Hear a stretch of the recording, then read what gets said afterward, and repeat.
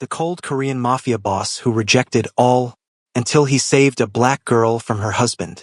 A muffled cry echoed from the alley beside the Diamond Club. Shadows moved against brick walls.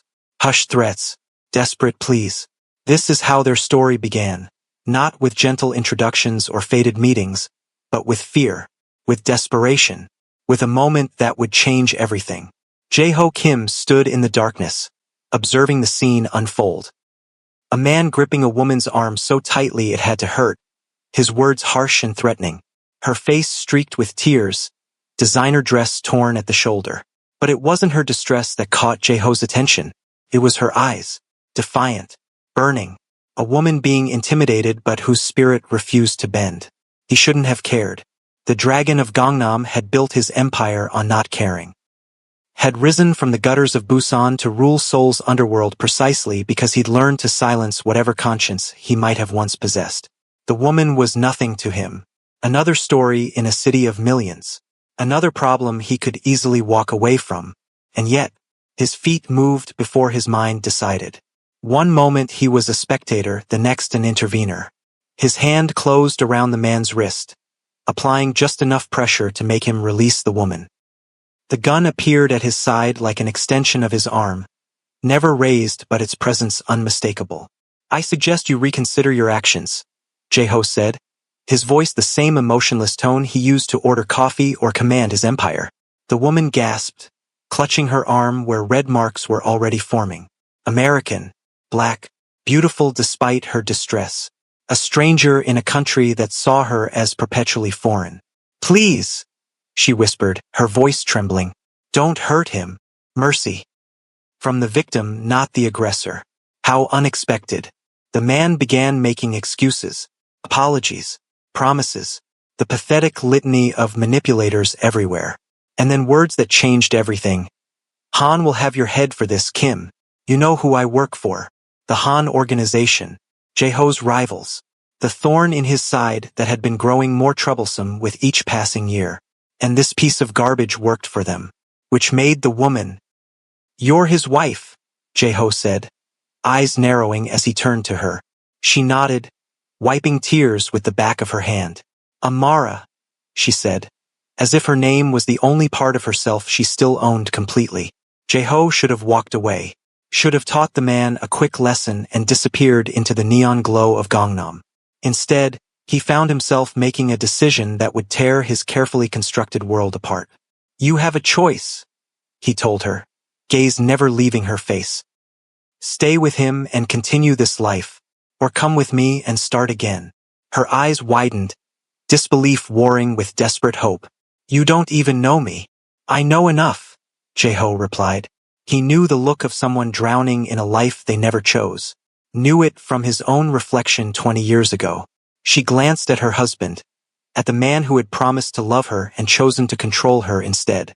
Then back at Jae-ho, the stranger offering dangerous salvation. "If I come with you, what do you want in return?" "Always a price. There was always a price." "Nothing," Jae-ho said, surprising himself with the truth in the word. "Consider it a business decision. Taking something valuable from the Hans. A lie, but a necessary one. For both of them." Her husband began threatening then. Promises of what would happen when Han found out. How they'd hunt her down. How no one defied the Han organization and lived. Jae-ho signaled to his men who had materialized from the shadows. They restrained her husband with practiced efficiency. "Last chance," he told Amara. "Choose." She straightened her spine, gathered what remained of her dignity. "I choose life," she said. Jae-ho nodded, then instructed his men to release her husband with a warning. Not finished. That would come later when the time was right, when it would hurt Han the most. "Come," he said to Amara, already striding toward the black Bentley waiting at the curb. "We need to move quickly." She followed, clutching the remains of her torn jacket around herself like armor. In the car's interior light, Jae-ho saw the fear in her eyes, the wariness, but also something else. Something that mirrored his own carefully hidden wounds. "Where are we going?" she asked as the car pulled away, her voice small but steady. "Somewhere safe," he replied, staring out at the city that had made him a monster and made her a victim. Somewhere he can't find you. If you're feeling the tension building already, this story is for you. Like and subscribe now for more tales of broken people finding strength in unexpected places. Drop a comment if you've ever witnessed someone choosing a new beginning over a familiar pain.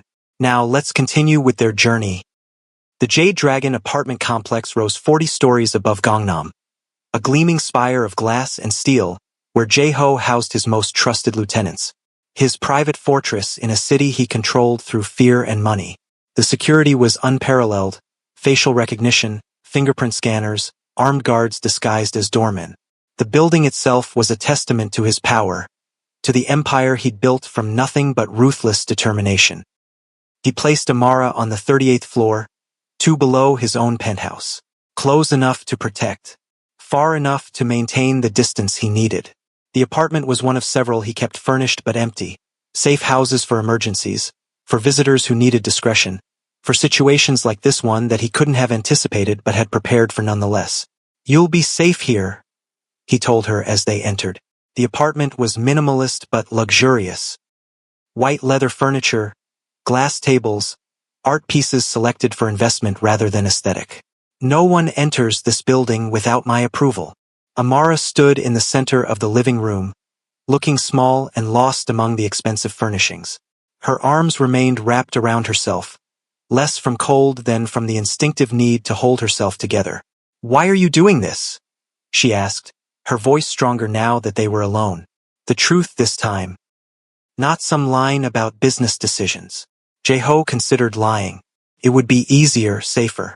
But something about her demanded honesty. "I don't know," he admitted. It was the most truthful thing he'd said in years. "Get some rest. There are clothes in the bedroom. Food in the refrigerator. Tomorrow we'll talk more."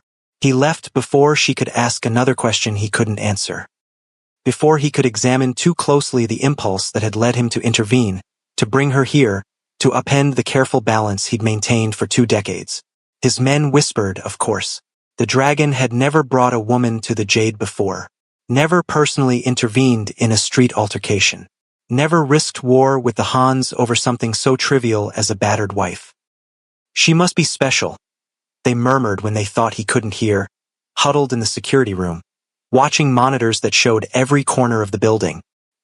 "He must be interested in her," they concluded, because men like them couldn't conceive of any other reason to protect a woman.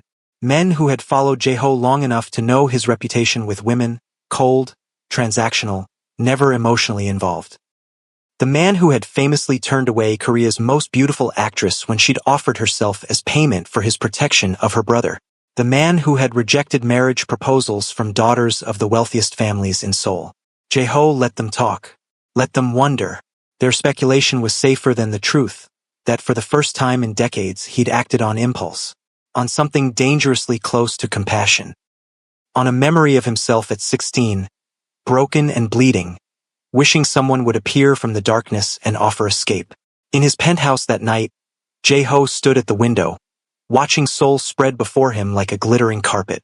20 years he'd spent climbing from the streets to this view. 20 years of calculating every move, of eliminating every weakness, of building walls around himself so high and so thick that nothing could breach them. And now, because of one woman's defiant eyes in a dark alley, he'd introduced a variable he couldn't control. His phone buzzed with a message from his head of security. Amara's husband had been identified.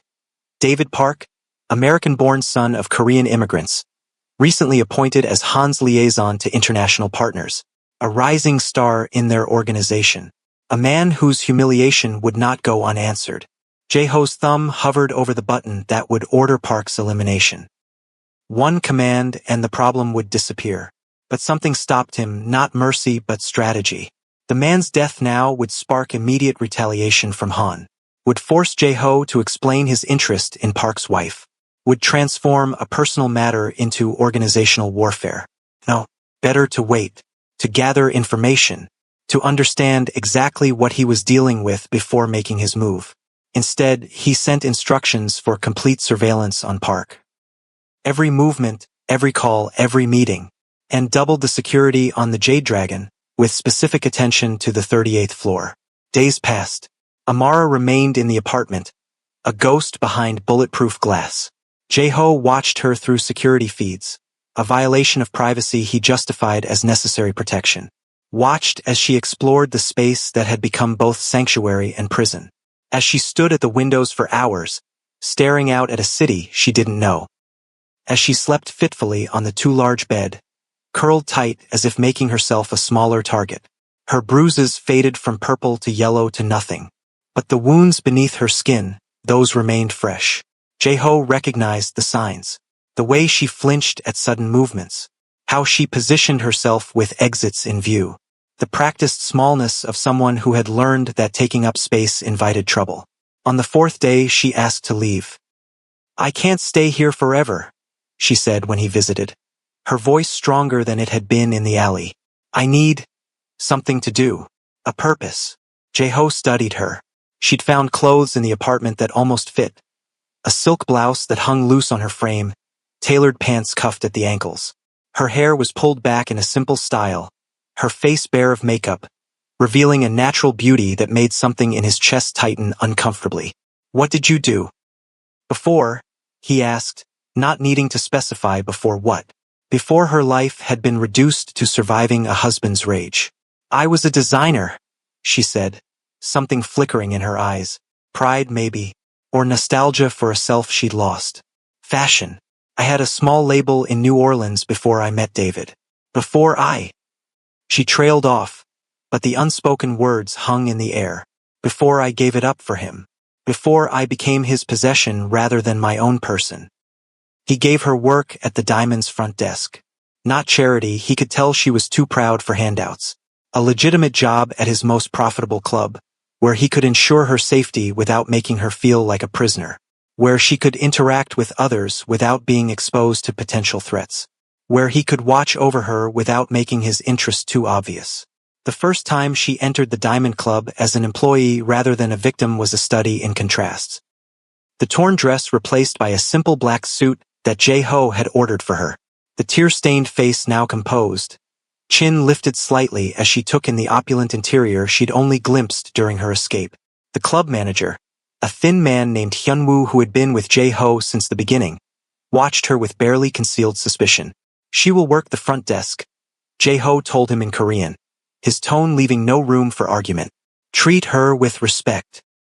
"Of course, boss," Hyun-woo replied, bowing slightly. "But she doesn't speak Korean. How will she?" "She'll learn," Jae-ho interrupted. "Until then, most of our clients speak English." Hyun-woo nodded, but his expression remained doubtful. "And what should I tell the others about her situation?" "Tell them nothing," Jae-ho said coldly. "Her situation is not their concern." But of course, in an organization built on information and loyalty, secrets didn't stay secrets for long. By the end of her first week, everyone in the Diamond Club knew that the beautiful black American woman at the front desk was under the Dragon's protection. That she lived in the Jade Dragon. That she had somehow caught Jae-ho Kim's interest when so many others had failed. He watched her through the security cameras in his office. Watched as she straightened her spine when customers stared too long. As she learned phrases in Korean to greet the regulars.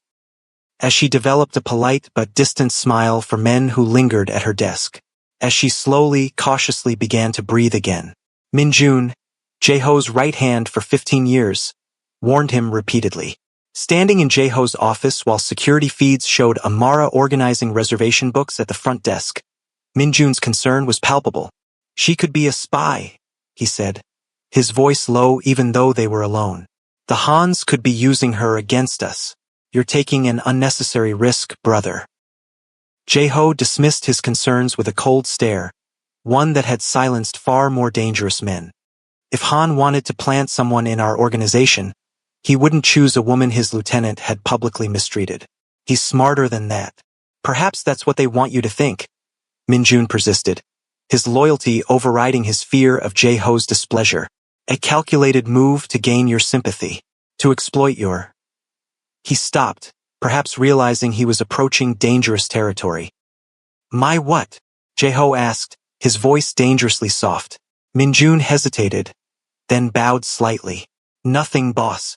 I spoke out of turn. but the words hung unspoken between them. My weakness, my blind spot, my heart. The truth was more complicated. Jae-ho had investigated thoroughly, had set his best people to uncovering everything about Amara Jackson, 27, from New Orleans. Fashion design graduate from Parsons who'd met her husband, David Park, during his business trip to the States. Whirlwind romance. Marriage after 6 months. Relocation to Korea with promises of connecting her to Seoul's fashion industry. Then isolation. Control. Escalating cruelty. A familiar pattern to anyone who'd seen it before. Her passport had disappeared shortly after their arrival in Korea. Her bank accounts were in his name. Her phone calls and emails monitored. Classic tactics of an abuser in a foreign country, where the victim had no support system, no understanding of the language or culture, no way to escape. She wasn't a spy. She was a prisoner who'd been offered a key. And Jae-ho, against every instinct he'd cultivated over 20 blood-soaked years, found himself invested in her freedom. The first incident came 3 weeks after her arrival at the Diamond. One of the younger members, Taeyong, cornered her in the supply room. A brash kid, barely 25, trying to prove himself worthy of the organization. Suggested she must have done something to deserve what her husband did. Implied she could earn her keep in other ways than working the front desk. Jae-ho saw it happen on the security feed. Saw Amara's face drain of color. Saw her press herself against the wall, as if trying to disappear into it. Saw Taeyong's smirk, his hand reaching to touch her face. Before the boy's fingers could make contact, Jae-ho was moving. Down the stairs from his office, through the crowded club floor, into the back corridor where supply rooms lined the wall. He didn't run. The dragon of Gangnam never ran. But he moved with purpose, with barely contained fury, with a cold determination that made staff members scatter from his path. When he reached the supply room, Taeyong had Amara backed into a corner, her eyes wide with fear but her chin still lifted defiantly. The boy was speaking in low Korean, assuming she couldn't understand the crude suggestions he was making. Step away from her, Jae-ho said quietly in Korean, his voice carrying more menace than a shout ever could. Taeyong froze, then turned slowly, the color draining from his face as he realized who had spoken. Boss, I know exactly what you were just doing, Jae-ho interrupted, switching to English. Amara, please return to your post. I need to speak with Taeyong privately. She hesitated, her eyes darting between them. Nothing happened. I know, Jae-ho said, more gently than anyone had heard him speak in years. Please, I just need a moment. She nodded, slipping past them both, careful not to touch either man as she left the room. Jae-ho waited until the door closed behind her, then turned his full attention to Taeyong, who was visibly trembling now. Boss, I didn't know she was so important to you, he stammered. I thought she was just what? Jae-ho's voice was soft, curious almost, as if genuinely interested in the answer. Just a woman, Taeyong finished lamely. Just a foreigner. Just a possession, Jae-ho suggested, nodding as if they were having a philosophical discussion. Just a thing to be used and discarded. Is that how you see women, Taeyong? As things? The young man swallowed hard, unsure how to answer. Jae-ho didn't wait for him to figure it out. You have 2 options, he said calmly. You can transfer to our operation in Incheon, the fish processing plant. Far from here, far from the women you clearly don't know how to respect. Or you can leave the organization entirely. Taeyong's eyes widened in horror. The fish plant was where careers went to die, where those who had failed Jae-ho but weren't worth killing were sent to fade into obscurity. Boss, please, it was just a mistake. It won't happen again. You're right about that, Jae-ho agreed, because you won't be here. Incheon or nothing, Taeyong. Choose now. Incheon, the young man whispered, defeated. Good choice. Be gone by morning. And Taeyong. Jae-ho stepped closer, his voice dropping to a whisper. If I ever hear that you've disrespected another woman, in any capacity, you'll wish I'd chosen the second option for you today. Are we clear? Taeyong nodded frantically. Yes, boss. Crystal clear. Jae-ho left without another word, returning to his office where he could watch the security feeds. Amara was back at the front desk, her hands steady as she arranged reservation cards, her face composed. But he could see the tension in her shoulders, the slight tremor in her movements when she thought no one was watching. The whispers changed after that. Now they said the dragon had found a new obsession, that the Ice King was finally thawing. That the man who'd rejected every woman who'd ever pursued him had finally found his weakness. Jeho ignored them all. He wasn't obsessed. He was curious. It had been so long since anything had surprised him. And Amara, everything about her was unexpected. Like the way she left a cup of coffee outside his office door each morning. Black, no sugar, exactly how he preferred it. She never mentioned it. Never lingered to ensure he found it. Just left it there, a small act of gratitude or perhaps connection, before continuing with her work. He never thanked her, never acknowledged the small kindness, but he found himself waiting for it. Found himself disappointed on the one morning it didn't appear. He sent his driver to check on her that day, only to discover she'd fallen ill. A fever, the housekeeper at the Jade Dragon reported. Nothing serious, but enough to keep her in bed. Without thinking, he sent his personal physician. Then food from his favorite restaurant. Then books to keep her occupied. He told himself it was practical. A sick employee couldn't work. But the truth lurked beneath his justifications. Unwelcome and persistent. When she returned to work 2 days later, something had changed. The slightest softening around her eyes when she saw him. A ghost of a smile that vanished too quickly. And worst of all, the fragile hope he felt in response. Dangerous. Foolish. Weakness creeping in where he'd sworn never to allow it. "Thank you," she said quietly when he passed her desk that morning. "For the doctor. The food. The books." He nodded once, not trusting himself to speak. Not here, not in public, not where his men could see whatever might show on his face. But that evening, as his driver took them both back to the Jade Dragon, the usual silence between them felt different. Charged with unspoken words, with questions neither of them dared to ask. "Why did you do it?" she finally said, as the city lights blurred past the tinted windows. "Send the doctor. The food. You didn't have to." He continued staring straight ahead, his profile sharp against the passing lights. "You're under my protection," he said simply. "That includes your health. Is that all it is?" She pressed, a boldness in her voice that hadn't been there before. Protection? Obligation. Jeho turned to look at her then, really look at her. In the dim light of the car's interior, her eyes were luminous, her skin glowing with the last traces of fever. She was beautiful, yes, but it was more than that. She was alive in a way that few people in his world ever allowed themselves to be. Honest, direct, undiminished by the cruelty she had endured. "Does it matter what it is?" he asked quietly. "Yes," she said simply. "It matters to me." He had no answer for that. No answer that he was willing to give even to himself. So he turned away again, back to the safety of the cityscape rushing past, back to the comfort of distance and silence. Jeho had built his empire on isolation. Had risen to power precisely because he had nothing to lose, no one to protect, nothing that could be used against him. Women had tried and failed to breach his defenses for years. Daughters of powerful families offering alliances through marriage. Beautiful actresses seeking protection or patronage. Even rival bosses offering their sisters as peace treaties. He'd rejected them all without hesitation. Love was for fools. Attachment was weakness. Family was liability. These truths had kept him alive and untouchable for 2 decades. And yet, here he was, watching security footage of Amara organizing files at the front desk, wondering what she'd look like if she truly smiled, if she ever felt safe enough to laugh without restraint. Winter deepened. Amara had been under his protection for nearly 3 months when the first threat arrived. A black envelope delivered to the Diamond's front entrance.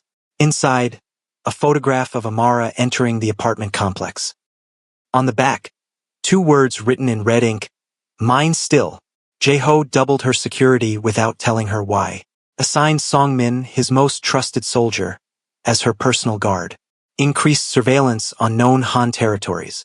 But the threats continued. Photographs of Amara shopping, leaving work, even sleeping through her bedroom window. Each one a promise that her husband hadn't forgotten, hadn't forgiven.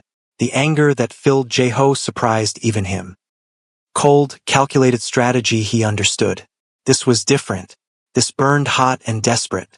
This made him want to tear Seoul apart brick by brick until he found the man and ended him. This made his hands shake when he thought of Amara's fear returning. He began driving her himself, from the apartment to work and back again. His Bentley drawing stairs as it pulled up to the club entrance each evening. The Dragon of Gangnam, playing chauffeur to a woman who barely spoke above a whisper. The rumors spread like wildfire through Seoul's underworld, that the untouchable Jae-ho Kim had finally been touched, that the man who rejected all had finally found someone he couldn't reject. During those drives, something grew between them, fragile as spider silk, strong as steel wire.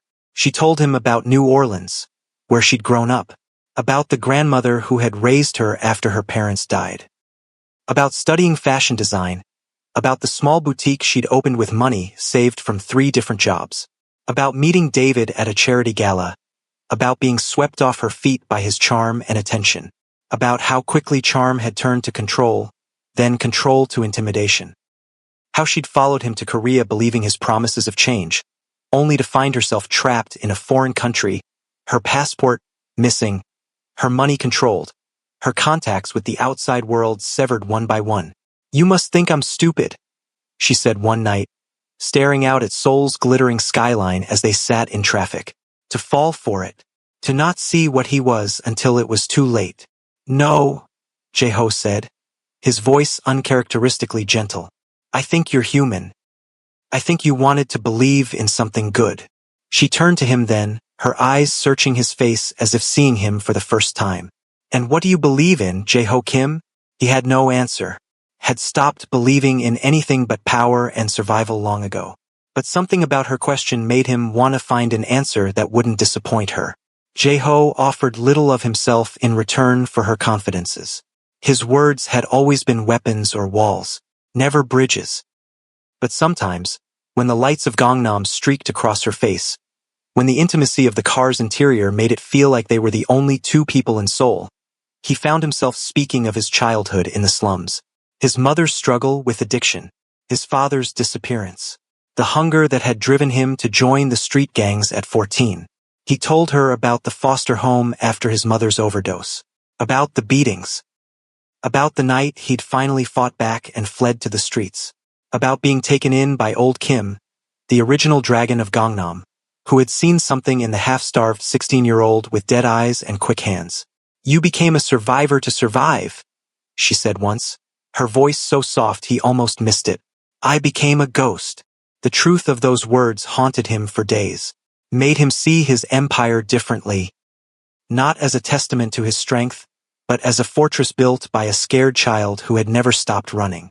On her birthday, he left a package on her desk. Inside, a set of professional-grade sketching pencils and a leather-bound drawing pad. He hadn't mentioned the gift, hadn't even signed it. But that evening, he found a folded paper on his desk, a sketch of the Seoul skyline as seen from his office. Perfect in every detail, capturing not just the buildings but the feeling of standing above the city, of looking down on a world that had once tried to crush him. In the corner, 2 simple words, "Thank you." He kept that drawing locked in his desk drawer. On bad days, the days when darkness threatened to swallow him whole, he would look at it, remind himself that creation existed alongside destruction, that beauty could grow even in his world of thorns. Spring arrived, painting Seoul in cherry blossoms and new beginnings. Amara bloomed too. The woman who had arrived terrified now walked with quiet confidence. She'd made friends among the staff, learned enough Korean to joke with the bartenders, started designing outfits for some of the club hostesses, her talent earning respect where her connection to Jae-ho had only brought suspicion. And Jae-ho? He was losing the battle against his own heart. The walls he'd built over decades were crumbling, and he couldn't find the will to repair them. He found excuses to be where she was. Found himself smiling, actually smiling, when she entered a room. Found his thoughts drifting to her when he should have been focused on business. Minjun confronted him on a rainy April evening. "This has gone on long enough, brother. The men talk. Our enemies talk. They say the great Jae-ho Kim has been leashed by a foreign woman. That you're distracted. Weak. They stood in Jae-ho's office, rain lashing against the floor-to-ceiling windows. The lights of Seoul blurred into watercolor smudges. Min-jun's face was tight with concern, with loyalty that bordered on desperation. Han is using this against you, Min-jun continued when Jae-ho remained silent, telling everyone you've lost your edge, that you're ruled by your... He hesitated, choosing his words carefully. Your infatuation. The old Jae-ho would have silenced Min-jun for such words. Would have reminded him, painfully, of the hierarchy between them. Instead, he stared out at the rain-soaked city and asked, "And what if they're right?" The question shocked them both. Hung in the air between them, a confession Jae-ho hadn't intended to make. For a moment, Min-jun's face revealed naked surprise, before carefully composing itself again. "Then we have a problem," Min-jun said finally, "because this organization wasn't built on sentiment. It was built on power, on fear, on the understanding that Kim Jae-ho cannot be touched because he has nothing to lose. And now I do," Jae-ho said softly. It wasn't a question. Min-jun's expression softened, just slightly. "I've been with you since we were street soldiers together. I've seen you rise from nothing to rule this city. I would die for you without hesitation." He paused, choosing his words carefully. "But this woman, she makes you vulnerable in ways our enemies will not hesitate to exploit." "Leave me," Jae-ho said, suddenly tired of the conversation, tired of the truth in Min-jun's words, tired of the conflict between the man he had been and the man he found himself becoming. That night, Jae-ho stood on his penthouse balcony, rain soaking through his shirt, thinking about choices. For 20 years, he'd believed emotion was the enemy, that connections were chains that would only drag him down. Now he wasn't so sure. Now he wondered if perhaps he'd been wrong all along. If the strength he'd sought in isolation might actually be found in connection. If the man who needed no one was not more powerful, but merely more alone. The confrontation came without warning. 3 of Han's men, waiting in the parking garage when Amara left work. If Song-min hadn't been with her, if Jae-ho hadn't installed those extra cameras, if the security team hadn't responded so quickly. But they had. By the time Jae-ho arrived, the situation was under control, and Amara was shaking in Song-min's car. A cut above her eye, the only physical damage. The psychological damage was another matter entirely. Her eyes had gone distant, retreated to that place victims go when the world becomes too much to bear. Jae-ho knew that place. He'd lived there for years as a child, had built his entire empire to ensure he never had to return. He knelt beside the open car door, rain plastering his hair to his forehead, and did something he hadn't done since his mother died. He reached out, took her trembling hand in his, held on as if he could anchor her to the present through sheer force of will. "Amara," he said, her name like a prayer on his lips. "Amara, look at me. You're safe. I'm here." When her eyes finally focused on his face, when her fingers tightened around his, something inside Jae-ho broke open. A dam he'd built against all feeling, all weakness, all love, crumbling in an instant. In its place, something new and terrifying and exhilarating rushed in. Something he had no name for, no defense against. He took her to his penthouse that night, not for the reasons his men might have assumed, but because he couldn't bear to let her out of his sight, couldn't trust anyone else to keep her safe, couldn't face the thought of her alone with her fear. She slept in his bed while he kept vigil in a chair by the window, watching the city that had betrayed them. When she woke crying from nightmares, he was there. Awkward, uncertain, but there. When dawn broke over the horizon, painting the room in gold, they sat together in silence, something unspoken growing between them. It was Amara who finally gave it voice. "Why did you save me that night? You didn't know me. I meant nothing to you." The question hung in the air between them, demanding truth after months of careful distance. Jae-ho stared at his hands. Hands that had done so much harm, hands that now ached to comfort rather than hurt. "I saw myself in you," he finally said, the words raw in his throat.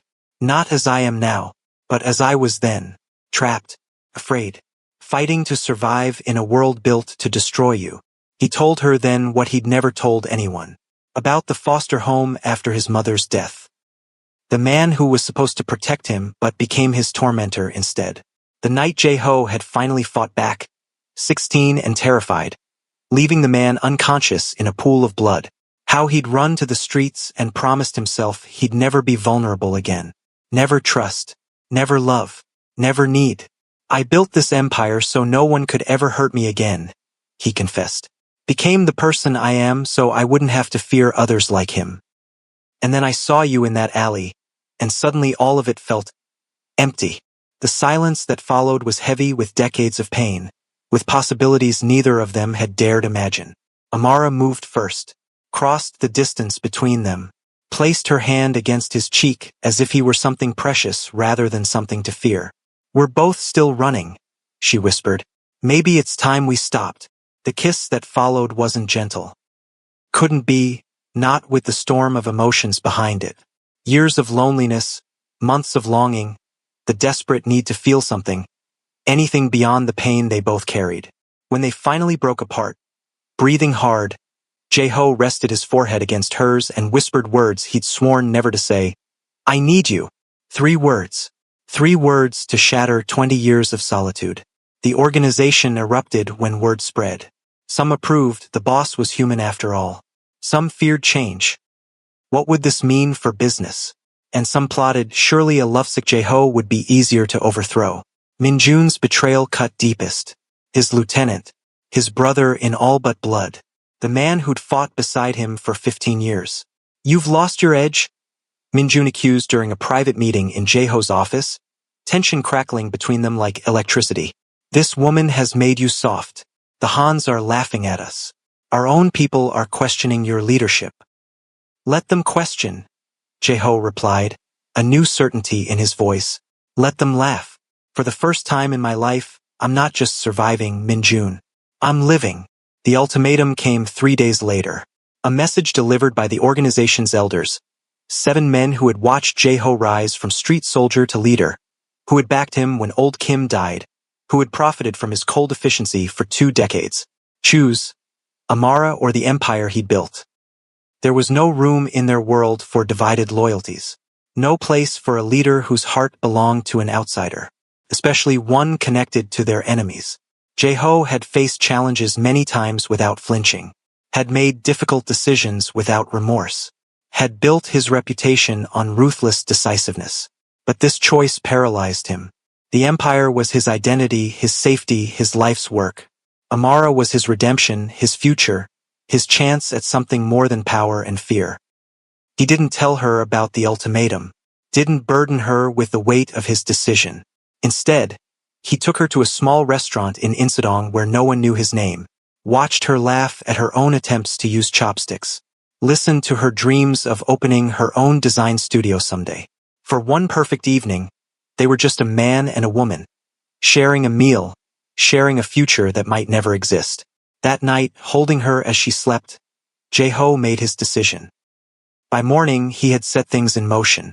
Accounts transferred, properties secured, escape routes planned. He would walk away from everything, the power, the respect, the empire he'd built from nothing. He would choose her, choose love over fear, choose healing over power. But her husband found them first. The confrontation came at dawn. 20 of Han's men, led by Amara's husband himself. They'd had help from inside. Min-jun's final betrayal, delivering building schematics, security codes, patrol schedules. They came with determination and hatred, came for revenge, came to reclaim what they believed was theirs. The security team transformed the pristine penthouse into a stronghold. Through it all, Jae-ho remained calm and focused, with Amara safely hidden in a panic room he'd installed years ago, with everything to lose. When he finally faced her husband, this man who had treated her like property, who had marked her soul with fear, Jae-ho didn't see a rival. He saw himself as he might have become, a man so consumed by control he'd destroyed the only thing worth protecting. She's mine, Park said, tension radiating from every line of his body as they stood in Jae-ho's office, the battle raging outside the door. She'll always be mine. Everything she is, I created. She belongs to herself, Jae-ho replied, his voice steady even as adrenaline coursed through him. Something neither of us deserved to learn. The confrontation that followed wasn't what anyone expected. It came from behind Park, from Amara herself. Her voice steady as she stepped forward, no longer hiding, no longer afraid. She had escaped the panic room, had made her way through the chaos, had found her way to this final confrontation as if drawn by invisible threads. "I don't belong to either of you," she said, looking her husband in the eye for the first time since that night in the alley. "I choose my own path now." Park stared, disbelief etched across his face. You wouldn't even exist without me," he said, his voice rising with desperate anger. "I made you. I brought you here. I gave you everything." Amara stepped forward, standing shoulder to shoulder with Jae-ho. "I existed before you. I survived you. And I'll thrive without you." The aftermath was complicated. Park was arrested not for his treatment of Amara, but for his involvement with the Han's illegal operations. Evidence Jae-ho had been gathering for months, delivered anonymously to authorities who had been paid to look the other way until now. The Han organization reeled from the blow, their international connections severed with Park's arrest, their operations under scrutiny from law enforcement suddenly emboldened to move against them. Through it all, Jae-ho waited for the organization's response. Waited to be cast out for choosing a woman over loyalty. For the coup that Min-jun had surely planned. For the fall that seemed inevitable. It was Song-min who came to him 3 days later. Song-min who had protected Amara all these months. Who had seen what others hadn't. That Jae-ho hadn't grown weaker through love, but stronger. More focused. More. In the family residence. In the very room where I had begun to believe I might find belonging. I wasn't meant to witness it. Wasn't meant to hear the ugly truths laid bare. But the old house carried voices, and I had spent a lifetime learning to listen from shadows.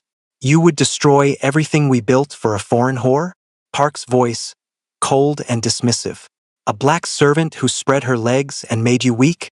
Do not speak of her again." Kim's voice, deadly quiet. "Not ever. You forget yourself, boy. I made you.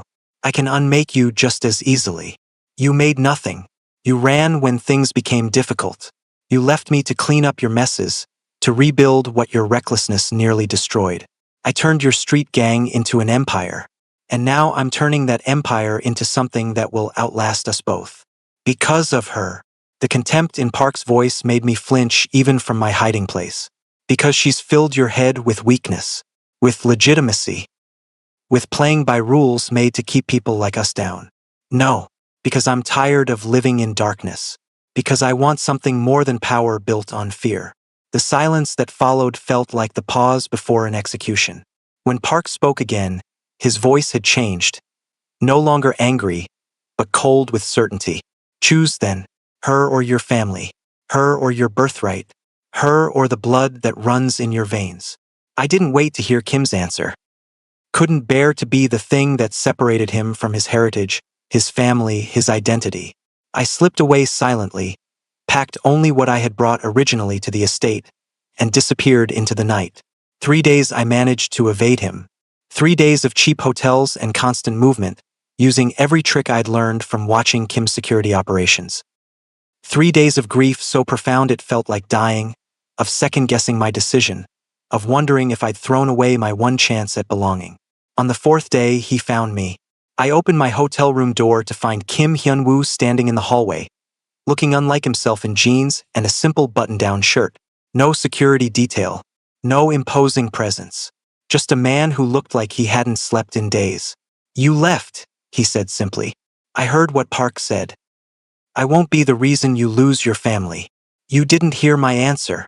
He stepped forward, not touching me but close enough that I could feel the heat of him. "I chose you. I will always choose you." The words I'd waited a lifetime to hear from someone, anyone who meant them, the belonging I'd searched for across continents. "Your family is you now, if you'll have me." Kim Enterprises transformed over the next 2 years, shedding its shadowed past like a snake sheds skin.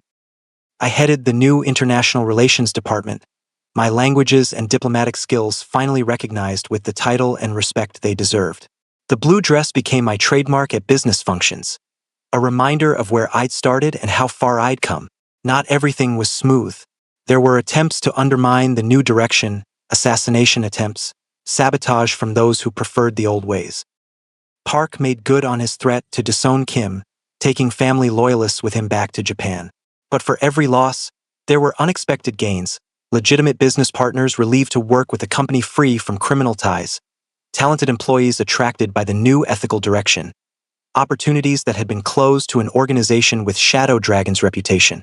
I created a scholarship foundation for international students facing sudden funding revocation, a direct response to what had happened to me at Oxford. Kim established rehabilitation programs for former employees transitioning from criminal operations to legitimate employment. Together, we built something neither of us had dared imagine possible, a future not defined by past constraints, an identity not limited by others' expectations.